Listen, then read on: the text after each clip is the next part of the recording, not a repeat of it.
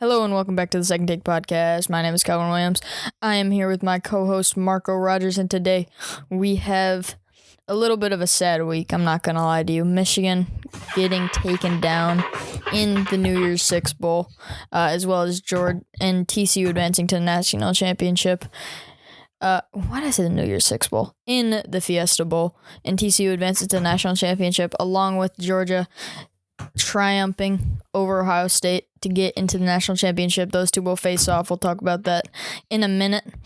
And then after talking about the New Year's Six, we will talk about a little college basketball. There's been a lot of upsets. Crazy things are happening. It's just been a very exciting week in college basketball. And then a very tragic thing happened in the NFL that we will touch on a little bit.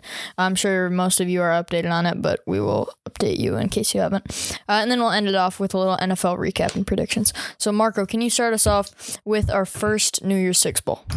Yep. So first one, Tennessee versus Clemson, probably the least entertaining one. Tennessee versus Clemson. Very solid performance out of Joe Milton, something he never had at Michigan. Clearly learned how to play football here at Tennessee. 19 for 28, 250 yards, 3 touchdowns. Had his dual threat game, had about 30 rush yards. And he really just beat the Clemson defense pretty easily. Clemson, everyone knew they were overrated all year. We said they were overrated all year. Tennessee shows that they're overrated here. Overall, solid offensive performance from Tennessee as expected, but their defense really showed out here. Cade Klubnik, everyone said, he's the truth for Clemson. DJ Uyagale was the problem, and now with a real quarterback, they'll be good. I mean, he played okay, 30 for 54, 320 yards, 2 picks, no touchdowns. That's a problem. Tennessee limited Will Shipley to 72 rush yards, and overall, as expected, they just dominated this game and won pretty comfortably. Yeah, I mean, this just wasn't too much of a competition, although Clemson did keep it close for quite a majority of the game. Tennessee was just overwhelmingly the better team, and they were able to pull away in the second half. Next up, we have number 5 Alabama dominating number 9 Kansas State.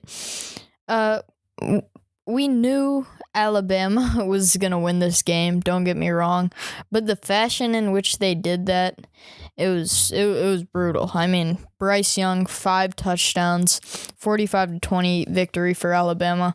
Kansas State was just dominant in every facet of the game, and Alabama was just trying to prove a point that even on an off year where they have a couple bad losses, they're still one of the best teams in college football, and they really proved that here. Marco? Yeah, as expected, very dominant performance out of Bama. Deuce Vaughn still got a few big plays. Bama's defense looks beatable at times, but Bryce Young just proved why he's the number 1 overall pick. Where Will Anderson made some big plays on defense, likely to be the top 2 picks, and it's crazy that Bama will likely have the first 2 picks of the NFL draft, yet miss the playoffs. That is pretty crazy. Bryce Young, 15 for 21, 321 yards, 5 touchdowns, no interceptions, 15 completions, 321 yards is crazy. Their offense was just too much for Kansas State, and Kansas State's offense wasn't able to do enough with backup Will Howard. Despite Deuce Vaughn having a good performance, Bama just overpowers Kansas State. Yep. I would agree. Next up, we have number 11, Penn State, in a completely dominating performance. Good win for the top half of the Big Ten. A lot of the lower level Big Ten teams were getting wins, but Michigan and Ohio State both lost, so this was a good win for the New Year's Six Big Ten teams. Penn State taking it home 35-21. This was pretty much a domination. Like, it's only, in the box score, it's only a 2-possession game, but a late touchdown from Utah brought it within that. It really was not close. Penn State dominated this one in the second half. It was tied 14-14 at halftime, but Penn State quickly decided they were going to be the better team today, and they got it done here. Marco? Yeah, Sean Clifford's last game, 24-year-old quarterback. Well, probably like 24. Feels like he's 35, getting his last win. I mean, pretty average career. He played for a while and was very, very average for a while. Hard worker, and he showed that today. He really wanted this one. and he got his last game being a win in the Rose Bowl, which is very dreamlike for any quarterback, having your last win be in the Rose Bowl. But overall, just domination from Penn State. Lots of big plays. Nick Singleton had an 87-yard touchdown. Lampert Smith, he had 3 receptions, 124 yards, 1 touchdown. So just big plays, won it. Good defense as expected out of Penn State. And as we said, Utah doesn't have much of a run game, which favors Penn State a lot.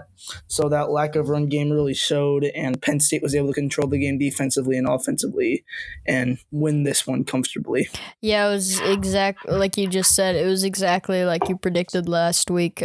Penn State was able to control the game in the air, or like limiting Utah's yards in the air, and that's why they were able to hold their offense to such a minimum. All right, next up, definitely the biggest upset of bowl season. Number 16 Tulane stunning number 10 USC. This was, it was a phenomenal game. Coupled with a few questionable calls near the end. Or not really a few. One questionable call near the end. Tulane gets it done here. And the score was 46-45. Yeah, 46-45. Tulane with a game-winning drive at the end. USC got like one play.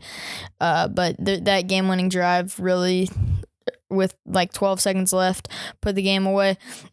This was a game that was honestly just showed Tulane's fight. They simply wanted it more in the fourth quarter, down by 15.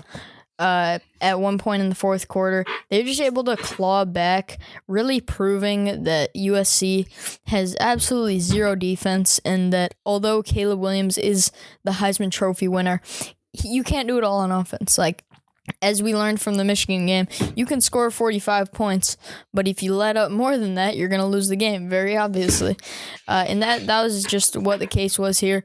USC, once again, just being the weaker team, and it really hurt them here. But on the other hand, phenomenal game from Caleb Williams, 5 touchdowns, 462 passing yards. That dude is a phenomenal quarterback. He will be making plenty of noise next year, and will be a great quarterback entering the draft in the future. Marco? As I expected, Tajay Spears, the Tulane running back, absolutely torched this USC defense. 17 carries, 205 yards, 4 touchdowns. Just absolutely dominant out of him. And Tulane's quarterback, Pratt, he didn't really play very well. 8 for 17. Michael Pratt went 8 for 17, but 8 for 17, 234 yards and 2 touchdowns, no turnovers. So despite their lack of pass game, when they were able to complete passes, they were huge plays, including that play with about 20 seconds left to win it. After the review, originally on the field called incomplete. After the review, the defender pretty much gave the ball to the tight end, and Tulane wins it in the final seconds. So very impressive win for Tulane, proving that group of 5 teams can compete with the best group of 5 teams can compete with solid Power 5 teams, and just a huge win for Tulane here, a program that went 2-10 to 12-2. Just great coaching this year. And a very, very good year for Tulane. Yeah, I hope they continue to make noise as a group of 5 team. It would just really broaden the horizons of the college football playoff. Next up, we have number 1 Georgia surviving OSU. Number 4 OSU on a game-winning missed field goal. This field goal was not close. Noah Ruggles decided he did not want to play football today, and he just shanked it. CJ Stroud was watching from the sideline. He's like, it wasn't even close. Like, he got hopeful, but he knew it wasn't going in. Like, that was a terrible kick. But as far as the rest of the game goes, it was truly hard fought both ways. OSU looked like they were pulling away in the first half, but Georgia was able to close the lead going into halftime, and then it was just back and forth for the rest of the game. And you'll notice that with both of the college football playoff games that it was truly just back and forth in the second half, and it was really a treat to watch. Marco? Yeah, OSU up 38-24 going in the fourth quarter, but the defense, as expected, just didn't come to play in the fourth quarter. Then the missed field goal as the ball drops in Times Square. That was very unfortunate for Ohio State. Noah Ruggles, last kick, probably the last kick of his life, ended up missing by about 35 yards. Very rough for him, but overall, just what a game. If Marvin Harrison Jr. was not injured, Ohio State probably would have won this game. He was injured in the third quarter. We'll talk about that play later. But overall, Georgia just had some fights. Stetson Bennett always finds ways to win, pretty much never loses. And Georgia gets a big win against Ohio State, and they will advance to the national championship. Yes, they will. I think that's what most people expected, but Ohio State really gave them a challenge. And personally, I think they should have won the game. But, I'm happy they didn't, because it would have been too much for Michigan to lose and Ohio State to win in the same night.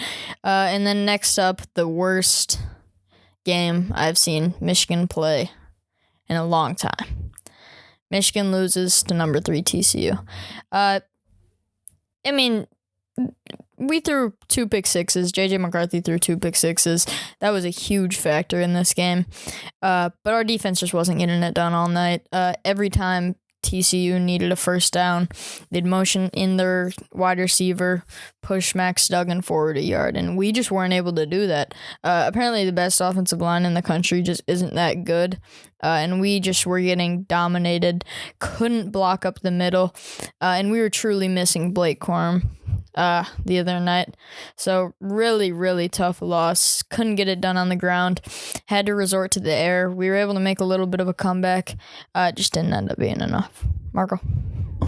Yeah, Michigan absolutely beat themselves this game. Honestly, TCU did not show me anything that proves that they are. I think if Michigan plays this game 10 times, we probably win 7 or 8.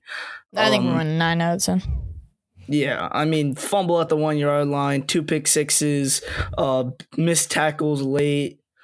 O-line had a couple of miscues. Donovan, a few fumbles that actually no, never mind. The fumbles didn't really matter, but Michigan just completely beat themselves. Secondary miscues. Linebackers not going in the right gaps, like everything that went wrong. Don't get me wrong, TCU had some unfortunate plays. The missed extra point, Max Duggan had a perfect pass that ended up being missed by the wide receiver that ended up in a pick. But Michigan's bad plays were game-changing, catastrophic plays. TCU's bad plays didn't really matter that much, and that was really the difference. They limited their miscues. Michigan did not. And TCU's offense in the second half able to really get going. DeMarcado had a big game, that one big run on the late third quarter. Max Duggan, not his best game, under 50% completion percentage, 2 touchdowns, 2 picks, but when he had to, he was great. And under pressure, he was phenomenal. What I was confused by was why Michigan was zero blitzing almost every single play. Hadn't really zero blitzed all year. And maybe we felt like TCU's O-line was too much, even though our D-line has been very solid all year. But Michigan blitzing everyone, then obviously that missed tackle by DJ Turner leading to a touchdown for TCU pretty much lost us the game as we had momentum going into that play. And just a rough game. Felt like we had the game. Didn't feel like we had the game, but felt like we did a lot of things that should have led to us winning, but just a couple things that led to us losing, ended up losing this game. And a couple missed calls that we'll talk about later, but just this is one of the most this loss made me the most sad I've been probably since 2016 Ohio State. So terrible ending to a great season for Michigan. Yeah, sometimes you just don't get that fairy tale ending that you're looking for in it. It really hurts, doesn't it? Yeah, Murphy's Law. Everything that can go wrong went wrong for Michigan. All right, and then finally for the college football world, we're going to talk about some troubles with targeting. There's been a lot of questionable targeting calls in the final New Year's Six bowl games. One in the Michigan game, one in the Georgia-Ohio State game, and then one in the USC-Tulane game. The only one that I don't think was a targeting was the one in the Ohio State game, but the other two were very blatant, and I think were simply missed calls. They reviewed them and just decided it wasn't targeting. In Michigan's case, I still don't think we would have gone all the way down the field and scored, but still, that rule is to protect the players. At some point, you can't lead with your helmet, and it's been happening very often, and refs are letting players get away with it. Marco? Oh, yeah, the OSU one, although it probably wasn't targeting, I feel like that should still be a penalty. He injured the player. Defenseless player. I just feel like you shouldn't be able to hit a defenseless player that hard. I understand it did break up the pass, but that completely changed the game, injuring Marvin Harrison. So that probably wasn't a targeting, but the other two were just awful calls. Also, obviously, the Roman Wilson touchdown that was overturned was maybe a worse call. And that was probably more influential in the game. But the two targetings, the USC Tulane one was just, I don't understand how a ref sees that play 5 times in a review and does not call it. Helmet to helmet contact against a defenseless player. Both guys get both players were. Both guys getting knocked out, absolutely knocked out, not moving.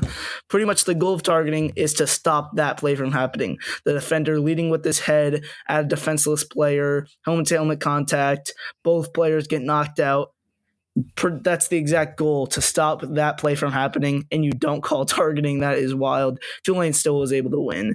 And the Michigan one, defenseless player, helmet to maybe neck / bottom of helmet contact, pretty clearly targeting. Maybe it was too big of a moment for the ref to make the call. But, terrible refs all game that game, but I guess they just didn't want to make that call. So targeting, definitely NCAA has to say something to all the refs saying this is what targeting is. You have to call it in these situations. So clearly the refs don't know what targeting is, and that really needs to change going into next year. Yeah, and I think what people don't realize is the rule wasn't made to change the outcome of the game. The Tulane game, it didn't really affect it. The Michigan game, it didn't affect it that much. I guess it could have technically affected it. But the point is to protect the players, and when you're not calling that, you're giving defenders freedom to make those hits. Not only does it injure the the offensive player, but it's also injuring the defenders. So it's really just unsafe, and it needs to be changed. All right, next up, we're gonna breeze through a little bit of the world of college basketball. We're gonna do a little rankings recap of the top 4. Marco, can you start us off with number 1? Oh, yep. Purdue lose to Rutgers the second year straight. I guess Rutgers has their number. They just beat number 24 Ohio State on the road by 2, so they will probably stay at number 1 since number 2 Houston has not played anyone, and they're heading into the easiest conference out of all the conferences in college basketball outside of the bottom 3 conferences. So Houston, they'll probably be top 5 the rest of the year, but I don't think they deserve to move up. Cal, why don't you take the next 2? Yeah, and then next up we have number 3, Kansas.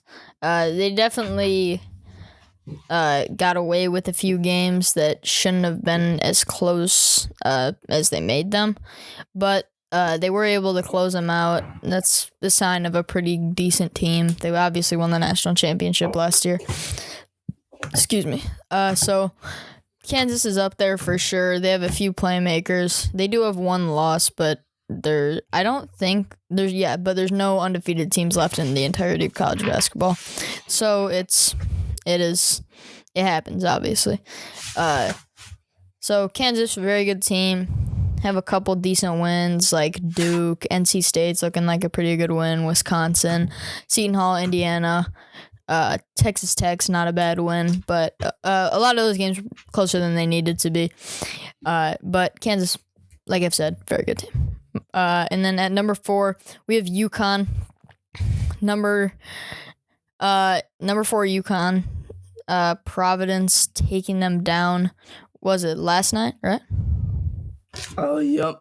Yep, Providence took them down last night in a huge win for Providence. I believe, in my opinion, they should be ranked next week because they are looking like a very good team. But on UConn's side, 2 straight losses. They're not looking like a very good team. But headed into another pretty weak conference, they'll probably be up there. Probably be a 2 or a 3 seed would be my guess. Marco? Yeah, number 18 Xavier shows why they're overrated. Lost to Providence, looks bad. So 0-2 in the conference. Definitely not looking too good. I'm not even sure if they will be a 2 or 3 seed. Big East is not a bad conference. Not many great teams, but also every team is good in the Big East. There's no one like awful. Providence was towards the bottom, and they just beat the best team in the Big East and UConn. So definitely going to be tough for you. Providence is a very underrated team, though. I will say. Yeah, they're very solid, but like that's pretty much all of the Big East. A lot of underrated teams, but no one that great. Villanova took a big step down this year, so Big East very wide open. I'm not sure if UConn's going to win it, so that'll be an interesting conference to watch. And Cal, why don't you talk about some other big games that happen in college basketball? For sure, and Providence is number 1 in the Big East right now, by the way. All right, next up, some other big games. What's going on? Kansas State taking down number 6 Texas, and probably the highest scoring basketball game I've ever seen. College basketball game I've ever seen. I mean, this is a 40-minute game, and it was 116 to 103. But every time I check the score of this game, Kansas State was basically dominating. It was almost start to finish. Kansas State got it done here. I believe they will be ranked because they had a very good record, but they just hadn't played anyone yet. Now beating the number 6 team in the country, I could see them easily being top 12 next week if they continue to get some good wins. Marco? Texas, obviously, coach got fired, but definitely going to be tough for them. I mean, that was a crazy game. And Pittsburgh upsetting number 11 Virginia. Very entertaining game. Pittsburgh, a team Michigan beat by 30 early in the year. They then beat North Carolina and Virginia recently. That was pretty incredible. Then number 21, New Mexico, falls to Fresno State. The last undefeated team falls, meaning that there are no undefeated teams remaining in college basketball. So that is pretty wild considering we're only a few, maybe 5 weeks in. Teams have played around 15 games and no one is undefeated. That just shows how college basketball is so entertaining and you never know what's going to happen every night. So, Texas coach got fired, as we said earlier. So tough for Texas. Hopefully they can bounce back. But very entertaining week in college basketball. Cal, why don't you talk about a little bit of Michigan basketball? I mean, Michigan they've been down in the trenches with a loss to Central Michigan, but the past 2 games, we've really shown some fight. Got a good win over Maryland by 35, and Maryland's not a bad team at all. And then beat a good Penn State team by 10. That loss to Central Michigan, I don't know what happened. I couldn't even watch it because it wasn't even being regionally streamed because people thought it was just going to be a blowout. Then Central Michigan beats Michigan, so that was tough. But then, obviously, like I said, good win against Maryland, good win against Penn State last night. And we have Michigan State coming up this weekend. It's going to be a huge game. Definitely going to set the tone for the rest of the season. Michigan can't lose that many more games if we want to have a buy-in to the tournament. So, got to take care of Big Ten play for Michigan. That's what they're looking to do this weekend. Marco? Michigan 3-0 in the Big Ten, surprisingly, despite the awful year. But taking on Lil Bro this weekend, definitely going to be a interesting game. Due to the football incident between the two. Actually, breaking news pretty recently: the Michigan State player that jumped Jaden McBurrows actually had his charge dropped despite pleading guilty. So he pretty much said that he did do it, but then I guess the judge said that the charge wasn't correct or something, so he does not have a charge anymore. So maybe some added tensions to that game, but always a big rivalry, especially in basketball. These two teams hate each other. In East Lansing, going to be very tough, especially with a couple freshmen and Doug McDaniels and Jet Howard being starters and key players of this team. Hopefully they can still be good despite a hostile environment. I actually think Michigan's going to win. I think we've gotten some pretty good momentum coming in this game, playing some good basketball. Hunter Dickinson, he always brings it against MSU, dropping like 42 or something on them back in Chrysler last year. Definitely going to be a close game, but I think Michigan gets it done and has lots of momentum getting into the big-time Big Ten teams. So, going to be... Yeah, Michigan... Yeah. Michigan definitely needs this win. Just to, like you said, set the tone, get it going. Gotta really have a good Big Ten season. And then, excuse me, quick shout out. Donovan Mitchell dropped 71 points for the Cavs in a big overtime win. So that was very exciting. It seems like everyone in the NBA is going crazy right now, dropping like 50 plus points. So very exciting. And then, like we said earlier in the episode, an NFL player by the name of Damar Hamlin, a safety for the Bills, had a very scary moment in the Monday Night Football game the other night. He had a cardiac arrest on the field. He needed CPR and was brought to the hospital where he's in the ICU for 2 days. But very encouraging that he woke up today. He's communicating through writing. Very exciting to see that, and we're just sending our thoughts to Damar and just hoping that he can pull through. And yeah, Marco, anything to say about that? I mean, this injury was just chilling. One of the most tragic injuries I've seen in a long time in football. Yeah, just tragic.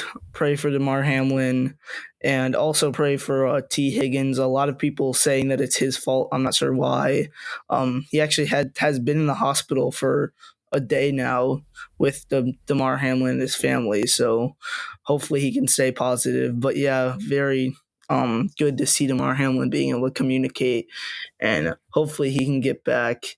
And it's just going to be very emotional for the next few days throughout the entire NFL. Yeah, it really will be. Yeah, and I don't know how people are saying it's T. Higgins' fault. That's just destroying someone's mental health when it just was not even close to being his fault. So, just a spontaneous event. It's just very sad. Moving on, NFL Week 17, little recap. Patriots getting a huge win over the Dolphins. Mark, you want to talk about your team?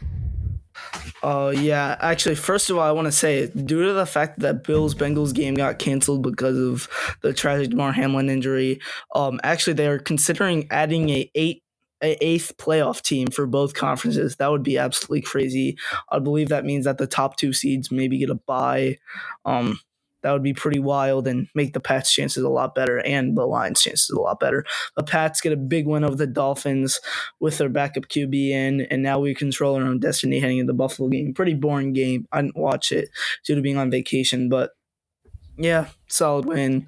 And Pats continue to beat a lot of backup QBs because we're not that good of a team.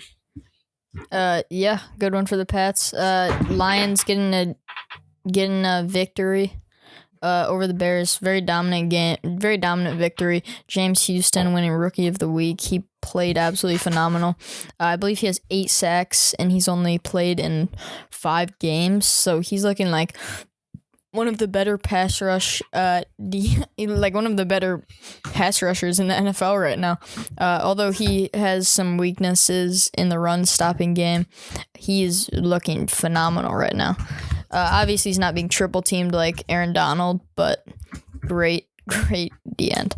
And then next up, Bucs-Giants, both clinching playoff spots with their wins. Marco, you want to take the last one? Yeah, so Pittsburgh takes down Baltimore.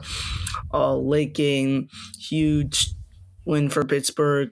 They actually now have a chance to make the playoffs and make it so Mike Tomlin still has never had a losing season if they win next week. And especially if the playoffs get extended to 8 teams, that will be very entertaining to see if they can make the playoffs. They're playing good football right now. Next up, NFL Week 18 predictions. We're going to talk about games that have playoff implications. First up, Pats at Bills. Bills are going to be very emotional due to that DeMar Hamlin injury. I don't see any chance that the Pats win this game, by the way. It's probably going to be 50-0 or something like that. Bills are playing for the 1 seed.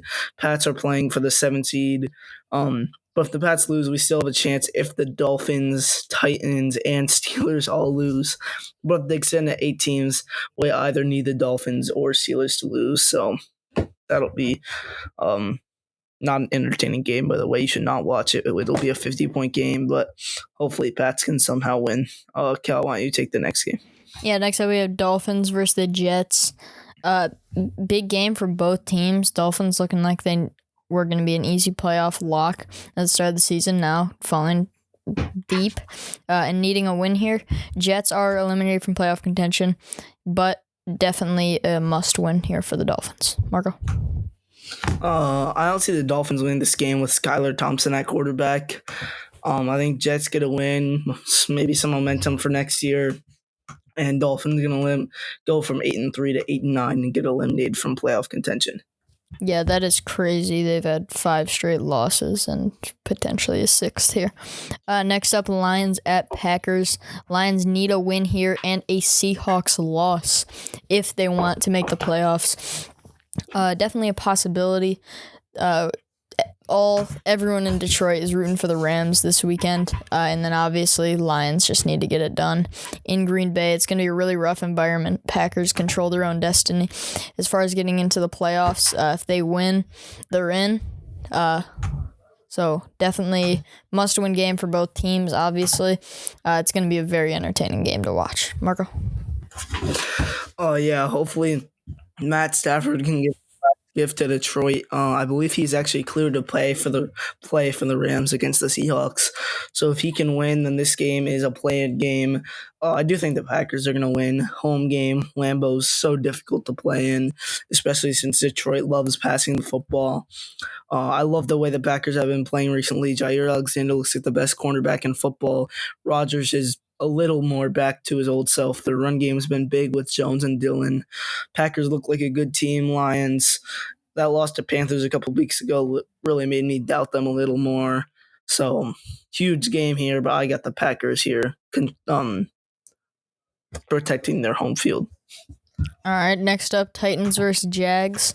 Marco, you want to talk a little bit about the playoff implications in this one? Yeah, so this is winner is in, although loser of this game could make it. The Patriots and Dolphins both lose, and the Steelers lose, then loser can make it. I think the Jags are going to win this game by a lot. Joshua Dobbs is starting for the Titans. All you have to do is guard Derrick Henry, which is much easier said than done. But I think they'll be able to at least hold him to under 150 yards, which is all you have to do when Josh Dobbs is starting at quarterback. Traylon Burks, the wide receiver one, is injured. Lots of O-line injuries, lots of defensive injuries. Titans are done for. Jags are going to win this game by a lot. They're playing some good football right now, and they're probably going to be able to host a team in the playoffs, which is crazy, being a 9-8 team to host another team that's probably like 11-6. So maybe the Jags can make some noise in the playoffs because they're going to win this game by a lot. Yeah, the Jags have been on a roll recently. Just been able to get it done the past few weeks. So we'll see how that game goes. And like you said, just key to stopping the Titans is stopping Derrick Henry. That's really all it is. Next up, we have Browns versus Steelers. Browns are eliminated from playoff contention, but the Steelers must-win game for them. And I do think they're going to get it done here. Mike Tomlin always finds a way to get wins when his winning record is on the line. They've won 3 straight, and I think they're going to get one more here. Marco? I actually do not think they're going to get one more. I think that they're just not that good a team. Kenny Pickett is not that good. Najee Harris is not that good. The receivers are actually are pretty solid. Deontay Johnson, George Pickens are good, but I think Browns have been playing some better football recently. Deshaun Watson getting back to his before the situation form, having 146 passing yards and 3 total touchdowns in the second half of their last game. I think Amari Cooper, Donovan Peoples-Jones have big games. Nick Chubb is probably going to be pretty difficult to stop. Give me the Browns ending the Steelers' playoff hopes and ending Mike Tomlin's streak of a winning team. All right, and finally, a quick national championship prediction. We'd be doing a little bit more on it if Michigan was in it, but since they're not, we're just going to be a little bit quicker of a segment. So, Georgia, I think, is going to win. I just don't think TCU is that good of a team. They were able to beat Michigan, but it was one of Michigan's worst games I've seen them play in a long time, and I just don't think they're that good. Their defense got fried by a Michigan team without their best player, and Georgia's just Georgia. Even though they have Stetson Bennett, who's not that good, leading them at quarterback, he is 30 years old, so he will have some experience, and I think this Georgia team is just too good, simply too good for TCU. Margo? Yeah, I mean, TCU did not show me anything new that proved that they're an elite football team in that last game. I think they're a good, great football team, but they're just not elite. Georgia is. TCU is going to have Georgia have their worst game of the year, like Michigan had their worst game of the year. And I just don't think that's going to happen. Kirby Smart's going to bring it. Stetson Bennett is the best winner that I've seen in a while. Even though he's not that good, he just finds ways to win. Brock Bowers is going to be too big, too strong, too fast for this TCU defense. I think he has over 100 receiving yards, probably a couple touchdowns. Give me Georgia by 30. Georgia by 30 would be insane. But personally, selfishly, I hope it's a close game. I just want something good to watch on a Monday night. You got anything else? Nope. All right, thank you all for listening to the Second Take Podcast. A little bit of a longer episode today, but we will see you next week, and we will know who the national champion of college football is. Thank you all for the entire season of college football. We will be moving to more basketball-focused episodes with March Madness in our sights just 2 months away, so definitely look forward to those new segments. Thank you all. See ya. See you.